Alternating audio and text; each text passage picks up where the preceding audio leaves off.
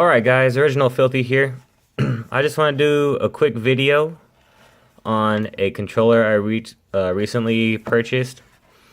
See, my goal was to get the Xbox One Elite controller, but every store, GameStop, Target, Best Buy, Walmart, they didn't have any, and they were out of stock, and they said that they have no idea when they'll get more, and when they do get more, they usually sell out super fast. So I came across this controller, which is Xbox Fusion Pro, made by PowerA, and essentially it's supposed to be I guess you would say a third-party knockoff, I guess, for the Elite controller. But you know, I had a Fusion controller for PS3 and 360, and they work great. So real quick, what makes this a comparison controller to the Xbox Elite controller? It has, flip it around and show you real quick. First of all, it has trigger stops for both sides. So see, trigger release and then trigger lock.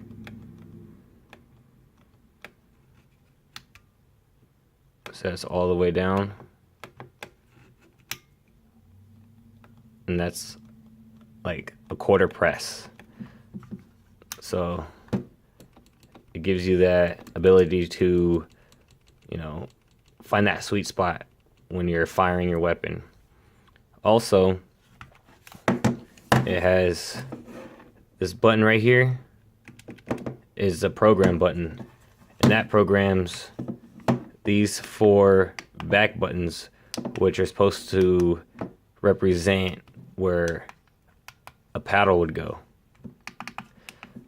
So that's pretty, you know, self-explanatory. Press the button, then let's say, you know, I want this right here to be jump. You press and hold this for like 2 seconds. Press the A button, then you press that, and it programs that button to whatever you want. So you have 4. So, you know, I'm still getting used to it. I don't use these top 2 so much, just for the simple fact that when I play, I don't play with 4 fingers on top. I just play with my index fingers on top. And when I'm holding the controller, can't really see, but when I'm holding it, my middle fingers are already on the bottom two buttons naturally. So it's a little hard for me to get up there and press those top 2 buttons without, you know, squeezing or adjusting my hands to the outside. Instead of just right there, I have to kind of swing my hands out a little bit. Let's see. And then these buttons right here, so you can see all these do are illuminate the controller. This little V spot right here, that lights up, and then you can't really see, but inside the joysticks on both of them, they light up as well. And there's 15 different modes. One is just like a scrolling mode, just scrolls through the colors. The other one's more of like a pulse, and then you could individually select a color, and then the middle button just changes the brightness. And it is a braided cord, which I don't mind at all. You know, some people do, just for the fact that there's, you know, all this wire everywhere. but I don't mind. And then last but not least, it already has the, I'm pretty sure it's the 35mm jack, so you don't have to have any kind of adapters, which leads to, I'd say, the cons about the controller. One would be these big ass thumbsticks. Not for the simple fact that they're big, just for the fact that I cannot put any of my control freaks on them at all. That's why I have these little just rubber like caps on. So I have 2 standard control freaks that I've used for the past however long, and you can see that does not fit at all. And these are the ones that I use for the PS3, PS4, Xbox 360. Same thing, just different color. And I'm applying decent amount of pressure on that right now, and that is not at all clipping over.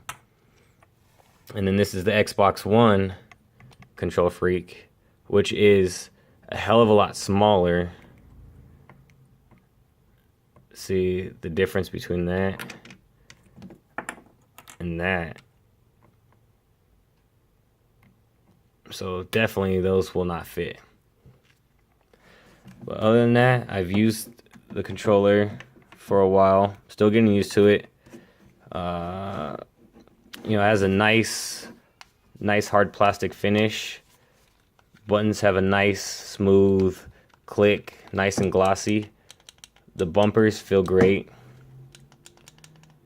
Minimum pressure needed for the bumpers. The triggers feel awesome, especially with the trigger stop set on it. Even without the trigger stops, they're still just nice and quiet, nice and smooth. The joysticks, nice and smooth. In game, I did notice I had to adjust my sensitivity and lower it a little bit, just because the responsiveness of the joysticks was, super sensitive and super high. So I had to lower that and to get used to how fast the response is. But everything, nice, smooth, solid clicks. Nothing feels cheap or cheesy at all. The controller itself is pretty lightweight, but also pretty solid. And, I'm going to have to put some more gameplay into it, but what I think I'm going to do is probably cut some grooves into this so I can fit this control freak on. So I was thinking, just cutting a couple grooves and just filing it down with like those little nail clipper files or something, and go from there. So yeah, if you are interested in checking one of these out, I know Best Buy has them for sure, and GameStop has them for sure. And I believe I got mine. Well, I actually got mine like around the whole Black Friday, after Christmas, New Year's time. So I got mine for about $60. So I definitely do recommend it. It does take a little bit of time to get used to, but it's well worth it. So thanks for watching, and I'll catch you on the next video. Later.